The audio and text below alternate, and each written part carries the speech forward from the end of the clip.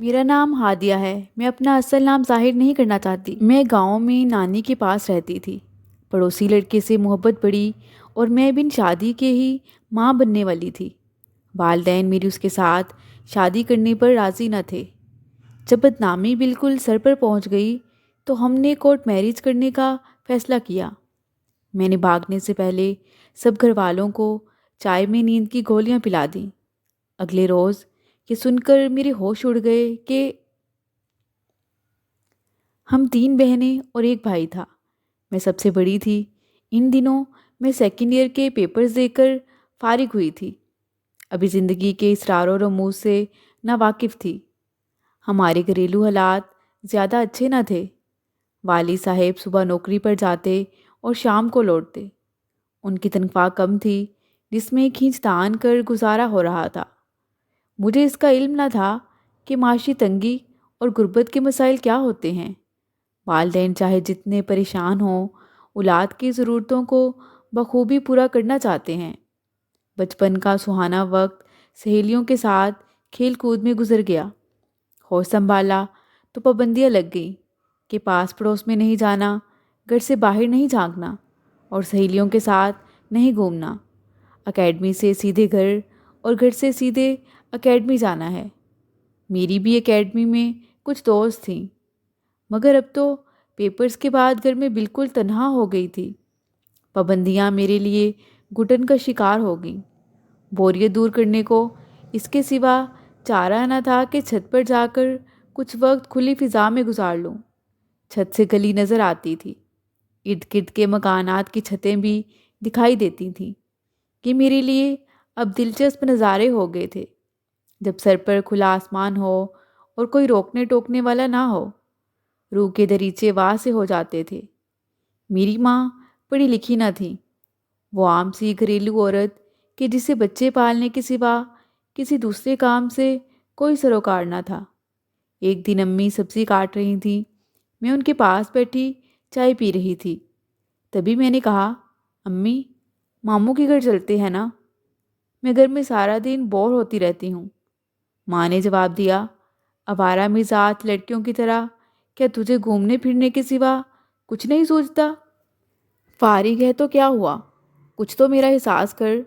گھر کے کام کاج میں میرا ہاتھ بٹا۔ تجھے کوئی کام ڈھنگ سے کرنا تو آتا نہیں۔ ہانڈی میں تو نمک اور کبھی مرچ تیز کر دیتی ہے۔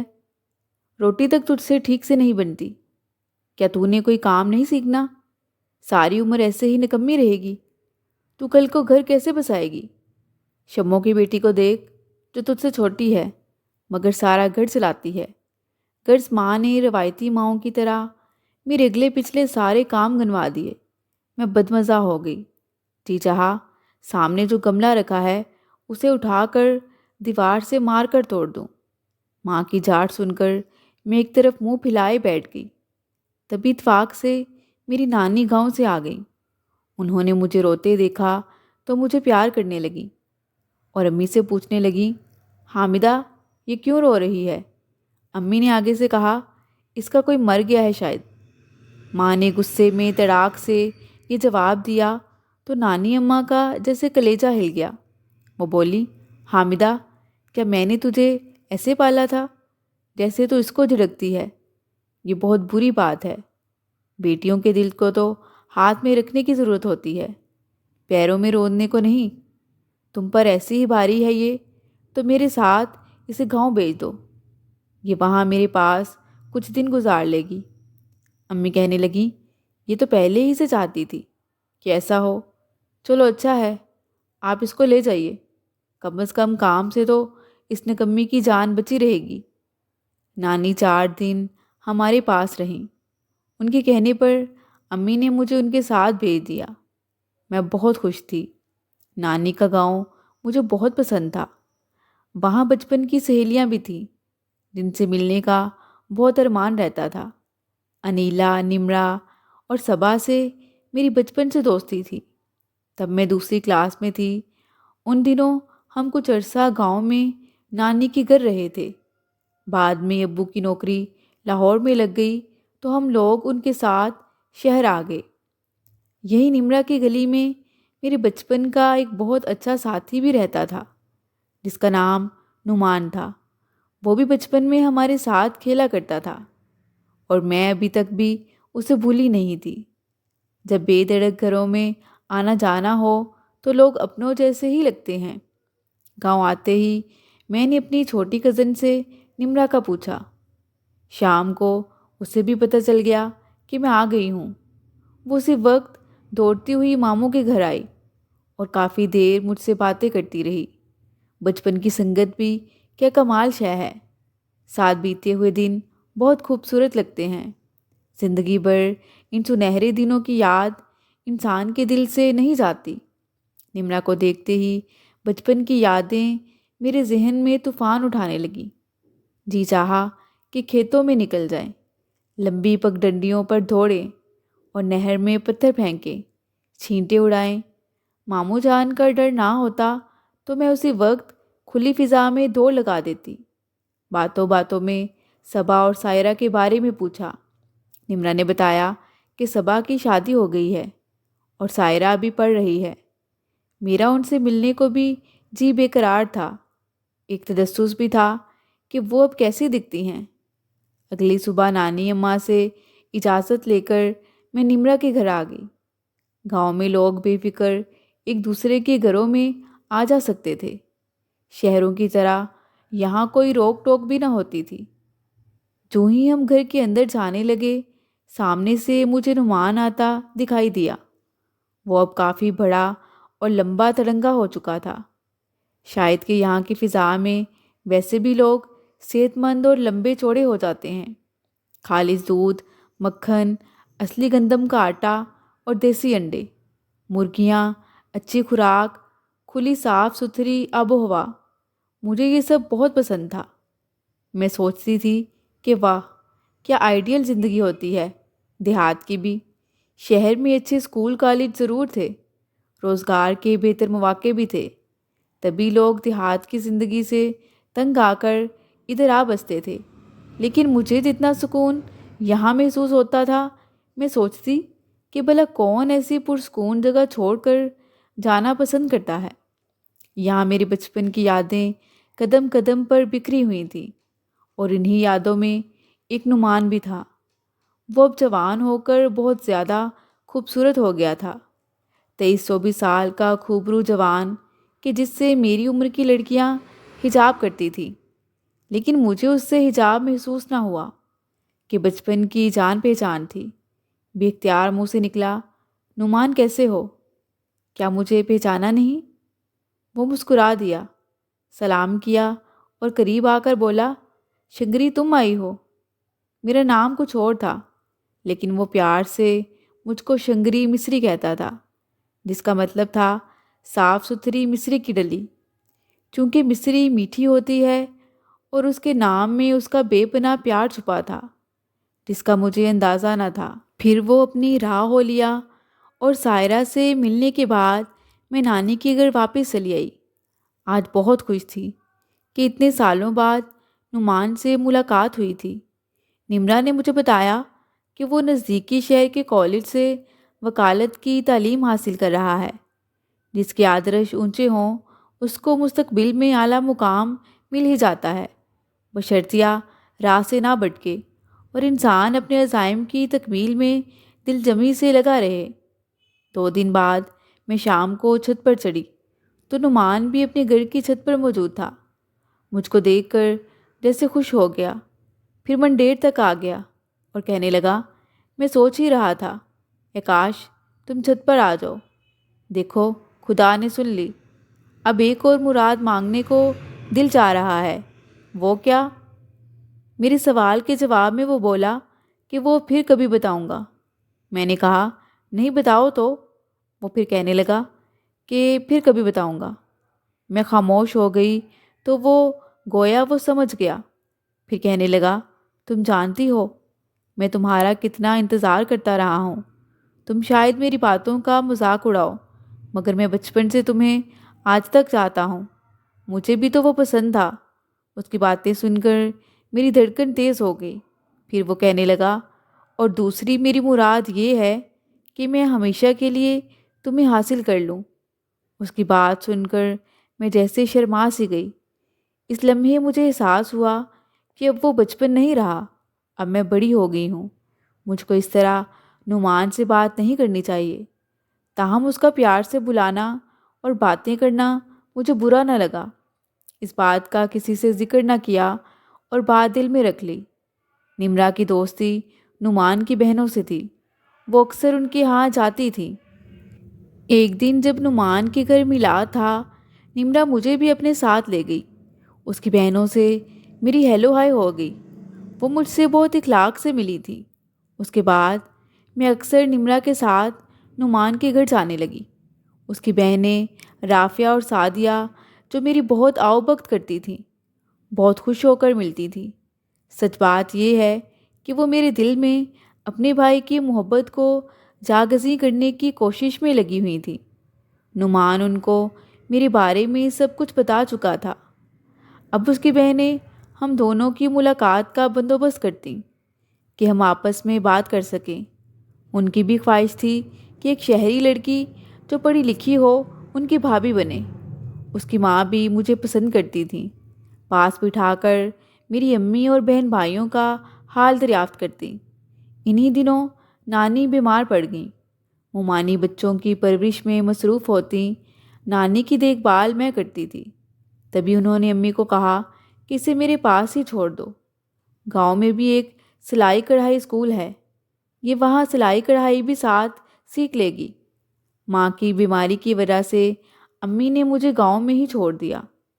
میں نے سلائی اسکول میں داخلہ لے لیا اور مستقل ماموں کے گھر رہائش اختیار کر لی۔ ماموں کی سرکاری نوکری تھی، وہ دفتر چلے جاتے، نانی سو جاتی اور مومانی گھر کے کاموں میں مصروف ہو جاتی، یا اکثر دوپہر میں وہ بھی سو جاتی۔ میں سلائی اسکول سے آ کر کھانا کھاتی اور نعمان سے ملاقات کرنے چھت پر چلی جاتی۔ ان کے اور ہمارے گھر کی چھتیں ملی ہوئی تھیں، اس لیے منڈیر پھلانگ کر متصل چھت پر پہنچ جانا کوئی مسئلہ نہیں تھا۔ ایک دوپہر جب کہ سب سو رہے تھے اور گرمیوں کے دن تھے، میں چھت پر گئی۔ دل کو دل سے راہ ہوتی ہے، وہاں نعمان بھی موجود تھا۔ باتوں باتوں میں وہ چھت پھلانگ کر ہماری جانب آ گیا، کیونکہ ادھر کمرہ بنا ہوا تھا اور ان کی چھت پر بڑی دوپہر کی دھوپ پھیلی ہوئی تھی۔ گرمی سے برا حال ہو رہا تھا۔ ہم دونوں کمرے میں بیٹھ کر آہستہ آہستہ باتیں کرنے لگے۔ اب یہی ہونے لگا کہ دوپہر میں جب سب سو جاتے تو ہم چھت پر بنے کمرے میں بیٹھ کر باتیں کرنے لگتے۔ ایک دن ہم اپنی شادی کے بارے میں باتیں کر رہے تھے کہ پھر پتہ نہ چلا کب زبان گنگ ہو گئی اور صرف احساس باقی رہ گیا۔ ہم تمام حدود پار کر چکے تھے۔ جب ہوش آیا تو کاروان احتیاط گزر چکا تھا اور اب میں ڈر سے بیٹھی رو رہی تھی۔ وہ مجھ سے معافی مانگ رہا تھا، کہہ رہا تھا مجھ سے غلطی ہو گئی، تم فکر مت کرو، میں کل ہی اپنی والدہ کو تمہاری نانی کے پاس رشتے کے لیے بھیج رہا ہوں۔ اس نے صحیح کہا تھا۔ اگلے روز نعمان کی والدہ میرا رشتہ مانگنے آ گئیں۔ نانی نے کہا کہ میری نواسی میرے پاس رہتی ضرور ہے، مگر وہ اپنے والدین ہی کی ملکیت ہے۔ میں رشتے کے بارے میں رائے ضرور دے سکتی ہوں، لیکن میں خود اس کا رشتہ کہیں طے کرنے کا اختیار نہیں رکھتی۔ میں اس معاملے میں اپنے داماد اور بیٹی سے بات کروں گی، پھر آپ کو جواب دوں گی۔ اس دوران نعمان کے پیپر شروع ہو گئے اور وہ شہر میں ہی اپنے چچا کے گھر رہ کر پیپرز دینے لگا کہ روز گھر آ جا کر کافی وقت ضائع ہو جاتا تھا۔ مجھے ایک ماہ بعد ہی پتہ چل گیا کہ میں مشکلات میں گھر چکی ہوں، مگر اب کس سے اپنی مشکل کہتی۔ نانی کے پاس بھی میرے مسئلے کا کوئی حل نہیں تھا، مگر کہے بنا چارہ نہ تھا۔ میں نے ان سے کہنا چاہا، مگر زبان نے ساتھ نہ دیا اور میں کچھ نہ کہہ پائی۔ ایک ہفتے بعد امی آ گئیں اور میری جان پر بن گئی۔ نانی نے امی سے کہا کہ نعمان کی والدہ ہادیہ کا رشتہ مانگ رہی ہیں۔ وہ بولی کہ یہ ممکن نہیں ہے، اس کے والد کبھی نہیں مانیں گے۔ ابھی اس کی عمر ہی کتنی ہے، صرف 19 برس کی تو ہے، ابھی سے شادی کی کیا پڑی ہے۔ غرض آنکھ گول کر کے وہ واپس چلی گئیں۔ ایک ماہ بعد نعمان آیا۔ میں نے اسے اپنی مشکل بتا کر کہا کہ اپنے والدین کو میرے والدین کے پاس لاہور بھیجو، ساتھ اپنی والدہ کو بھی بتا دو کہ میں مشکل میں ہوں، تاکہ وہ تاخیر بالکل نہ کریں، ورنہ میری موت یقینی تھی۔ نعمان کی امی لاہور آ کر رشتہ مانگنے پر راضی نہیں تھی، مگر جب پتہ چلا کہ ان کے بیٹے کی وجہ سے میری جان پر بنی ہے تو انہوں نے تاخیر سے کام لینا غیر ضروری سمجھا اور لاہور آ کر امی ابو سے دستے سوال دراز کیا۔ ابو نے ان لوگوں کو دیہاتی کہہ کر نخوت سے رشتہ ٹھکرا دیا۔ وہ امی سے درخواست کرنے لگیں تو امی نے بھی کہا کہ بہن جی، جب ہادیہ کے والد نہیں مان رہے تو میں کیا کر سکتی ہوں۔ انہوں نے کافی منت و سماجت کی، مگر امی ابو کے انکار کو اقرار میں نہ بدل سکے۔ اس روز میں کمرے میں بیٹھی دعا کر رہی تھی کہ میرے والدین مان جائیں، کیونکہ یہ میری محبت کا معاملہ نہ تھا، بلکہ میری زندگی اور موت کا سوال تھا۔ تاہم کیا ہو سکتا تھا؟ والدین کو اصل صورتحال کی خبر ہوتی تو شاید مان جاتے یا مجھے موت کے گھاٹ اتار دیتے۔ میں خوف سے کانپ اٹھی، طرح طرح کے وسوسے ستانے لگے۔ نانی بھی ساتھ آئی تھی۔ جب وہ لوگ نا امید ہو کر گئے تو میں نانی کے گلے لگ کر پھوٹ پھوٹ کر روئی، مگر وہ بھی کیا کر لیتی، وہ مجھ سے پیار کرتی تھیں، مگر اصل صورتحال سے وہ بھی لا علم تھیں۔ سوائے نعمان اور اس کی والدہ کے میں نے کسی کو اس خوفناک راز سے آگاہ نہیں کیا تھا۔ ایک نئی زندگی میرے وجود میں پرورش پا رہی تھی اور زمانہ اس خوفناک راز سے بے خبر تھا، لیکن جلد ہی یہ راز راز نہ رہے گا، یہ سوچ کر میرے اذان خطا ہو رہے تھے۔ جلد ہی قدرتی طور پر سب جان جائیں گے کہ میں مجرم ہوں، یہ سوچ کر ہی جھرجھری سی آ جاتی تھی۔ نانی پھر بھی تحمل والی خاتون تھی۔ امی تو پرکا کوا اور بات کا بتنگڑ بنانے کی ماہر تھیں، جبکہ رائی کا پہاڑ بنانے کی ضرورت نہ تھی۔ یہاں تو پہاڑ موجود تھا جو میرے سر پر گرنے والا تھا۔ میں نانی کے ساتھ واپس گاؤں چلی آئی۔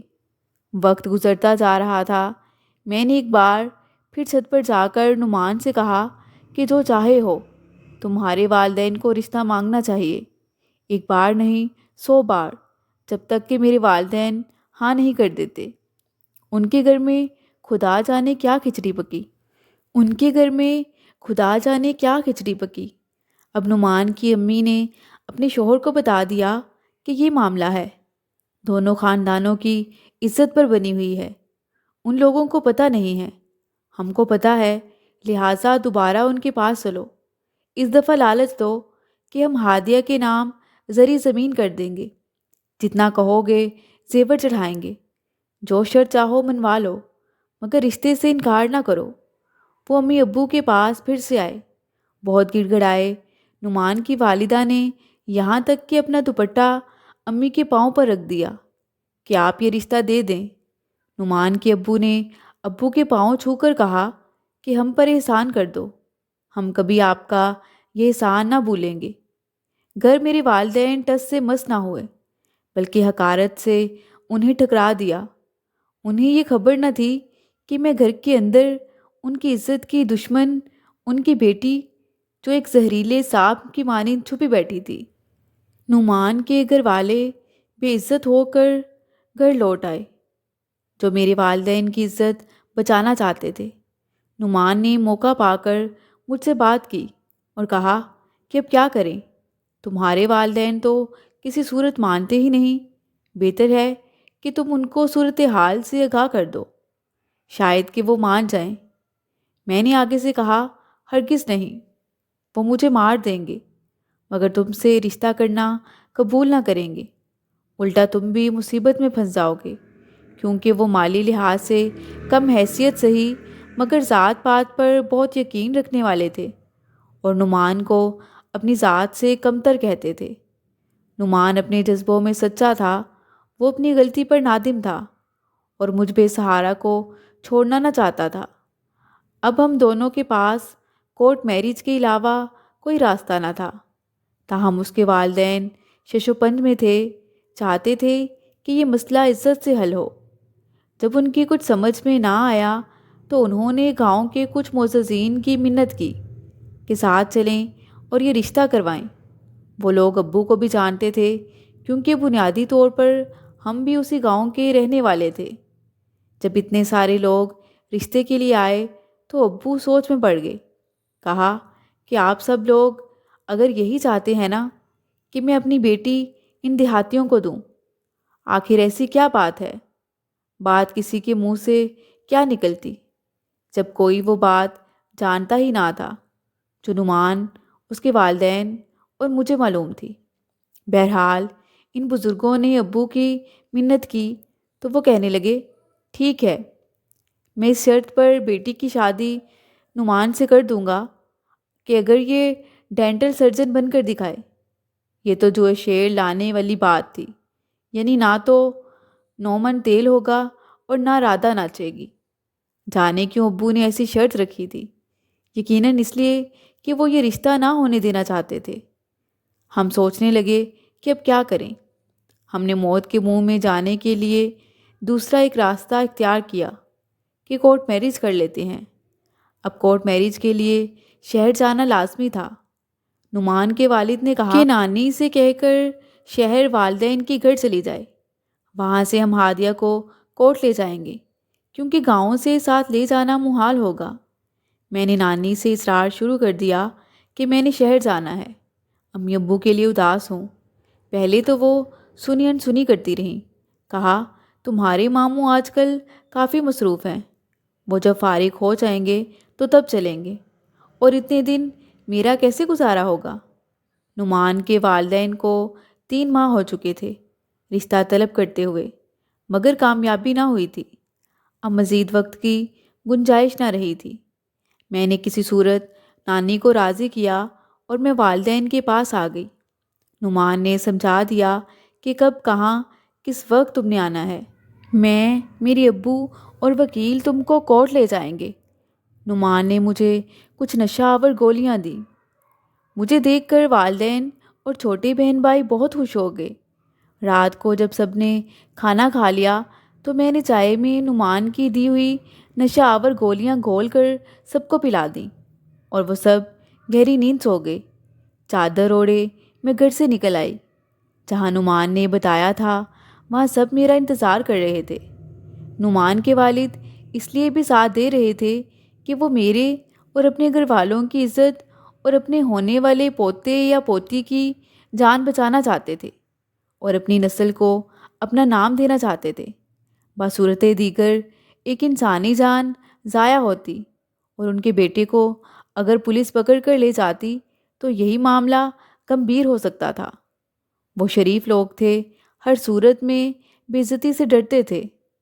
دوسرا، وہ اپنے بیٹے سے بھی مجبور تھے، جس کو میری بدنامی کا بھی اندیشہ تھا۔ لہٰذا نا امید ہو کر انہوں نے دوسرا راستہ کورٹ میرج والا چن لیا۔ میں ان کی ہمراہ کورٹ گئی اور ہمارا نکاح ہو گیا۔ جب واپس گھر آئی تو اس وقت گھر میں کوئی نہ تھا۔ چھوٹا بھائی چارپائی پر بیٹھا رو رہا تھا۔ یہ سب دیکھ کر میرا دل دہل گیا۔ بھائی سے پوچھا تو اس نے بتایا کہ ابو کی طبیعت ٹھیک نہیں، سب ہسپتال گئے ہیں۔ یہ سن کر طرح طرح کے اندیشے مجھے گھیرنے لگے۔ کہیں ابو میری وجہ سے تو نہیں بیمار پڑ گئے تھے، یا پھر اس نیند کی گولی کی وجہ سے کہ جسے میں نے ان کی چائے میں ذرا زیادہ ڈالا تھا۔ خیر تھوڑی ہی دیر بعد امی ابو لوٹ آئے اور میں نے سکھ کا سانس لیا۔ امی نے غصے سے پوچھا کہ اس وقت کہاں سے آ رہی ہو؟ میں نے صاف صاف بتا دیا کہ میں نے نعمان سے نکاح کر لیا ہے۔ اگر نہ کرتی تو آپ کی اور ان کی بے عزتی ہوتی، شرمندگی الگ ہوتی۔ میں آپ لوگوں کو اصل صورتحال بتا سکی اور نہ آپ سمجھ سکے۔ سب گھر والے پریشان ہو گئے کہ یہ کیسی باتیں کر رہی ہے۔ امی نے مجھے 2-3 تھپڑ لگائے۔ ہماری عزت کی دشمن، تو یہ گل کھلاتی رہی ہے۔ انہوں نے مجھے خوب کوسا۔ انہوں نے اسی وقت تیاری کی اور ہم سب کو گاؤں لے کے آ گئے۔ مجھے موقع ہی نہ دیا کہ میں نعمان کو کچھ بتا سکوں۔ یہاں ہمارے سارے رشتہ دار رہتے تھے۔ سب کو ابو نے اکٹھا کیا اور کہا کہ ہم نعمان کے باپ پر کیس دائر کرتے ہیں۔ ہماری بیٹی کو اس نے ورگلایا ہے اور ابھی نعمان سے اس کی طلاق کراتے ہیں۔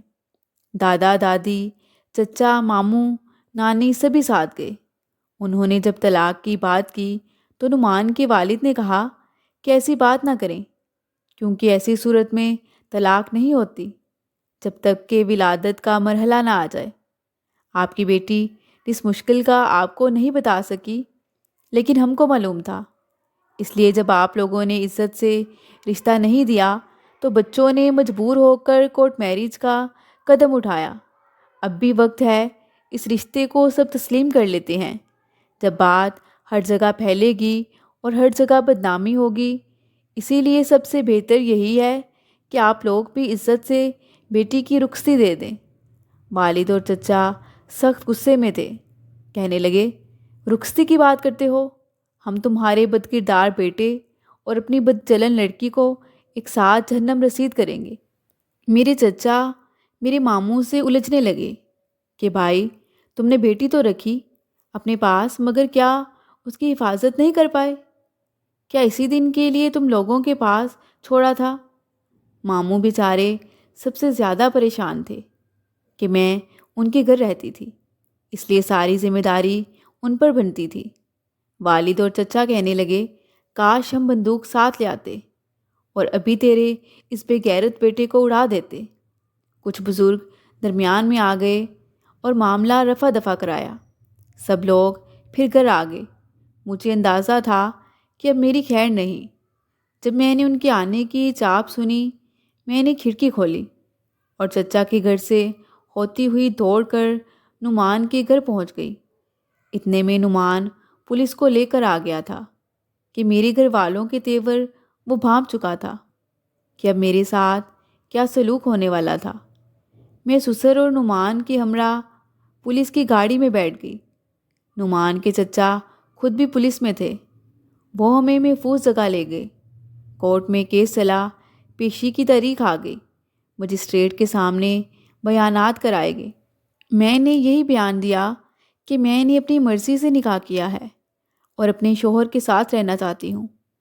والد اور چچا بہت غصے میں تھے۔ ان کا بس نہ چلتا تھا کہ میرا گلا گھونٹ دیتے، مگر مجسٹریٹ کے سامنے کچھ نہ بول سکے۔ میں نعمان کے ساتھ کراچی آ گئی۔ میرے سسر نے کہا تھا کہ تم لوگ یہاں محفوظ نہیں ہو، اس لیے کہیں دور کسی دوسرے شہر میں جا کر رہ لو۔ میں نے یہیں آ کر اپنے بیٹے کو جنم دیا۔ میں دوبارہ کبھی لوٹ کر گاؤں نہ گئی۔ نعمان کے والدین اور بہن بھائی آ کر مل جاتے ہیں۔ وہ خود بھی ایک دو بار کسی کام سے گئے ہیں۔ آج میں اپنے گھر میں خوش و خرم ہوں اور بہت اچھی زندگی گزار رہی ہوں۔ ساس سسر بھی بہت اچھے ہیں۔ نعمان میرا بہت خیال رکھتے ہیں، مگر اپنی تعلیم کے چھٹ جانے کا ان کو بہت رنج ہے۔ جس انسانی جان کی خاطر ہم نے اتنا بڑا قدم اٹھایا تھا، وہ میرا بیٹا اب 14 برس کا ہو چکا ہے، مگر اس نے کبھی ننیال کی صورت نہیں دیکھی۔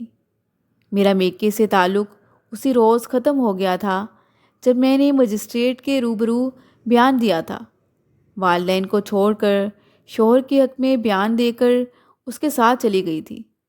جانتی ہوں کہ ہم سے غلطی ہوئی، جو کچھ ہوا غلط ہوا، سب کچھ نادانی میں ہوا۔ اولاد کو اپنی عزت اور والدین کی ناموس کا پاس رکھنا چاہیے۔ ایسا قدم نہیں اٹھانا چاہیے کہ جس سے ماں باپ کا دل دکھے، ان کی دل آزاری ہو اور ان کی عصمت پر کوئی حرف آئے۔ مگر انسان خطا کا پتلا ہے۔ بچوں سے بعض اوقات غلطیاں ہو جاتی ہیں جو کہ ہونی تو نہیں چاہیے، مگر ہو جائیں تو ان کو سنبھالنا بھی والدین کو ہی پڑتا ہے۔ نعمان کبھی کبھی مجھ سے یہ ضرور کہتے ہیں کہ اگر تمہارے والدین مان جاتے تو میری تعلیم نہ جاتی، مگر اب کیا کیا جا سکتا تھا کہ غلطی بھی تو ہماری ہی تھی۔ میں آج بھی اپنے کیے پر بہت نادم ہوں۔ والدین مل جائیں تو ان کے پاؤں پکڑ کر معافی مانگ لوں۔ اپنے رب سے بھی شرمندہ ہوں۔ ہر وقت عاجزی سے بخشش کی دعا کرتی رہتی ہوں، لیکن والدین کو بھی چاہیے کہ جب اولاد خود سر اور خطا کار ہو جائے تو وہ اس کو رسوا ہونے سے بچا لیں۔ ضد نہ کریں۔ ان کے مسائل حل کرنے کی کوشش کریں۔ اب امی ابو روتے ہیں، کہتے ہیں کاش جب نعمان کے گھر والوں نے رشتہ مانگا تھا اور لوگ بھی اچھے تھے تو ہمیں انہیں رشتہ دے دینا چاہیے تھا، خاندان اور گاؤں بھر میں ہماری اتنی بدنامی تو نہ ہوتی، کیونکہ اب میرے بھائی بہنوں کا مستقبل تاریک ہے۔ رشتہ کرنے سے پہلے لوگ کہتے ہیں کہ یہ بھی اسی کی بہنیں ہیں۔ دادا اور چچا بھی سخت پچھتاتے ہیں کہ کاش بات وقت پر مان لیتے تو اتنی ذلت تو نہ اٹھانی پڑتی۔ اللہ پاک تمام بیٹیوں کو نیک ہدایت دے اور والدین کو بھی ان کے لیے اچھے فیصلے کرنے کی توفیق عطا فرمائے۔ مزید دلچسپ سچی کہانیوں کے لیے چینل کو سبسکرائب کریں۔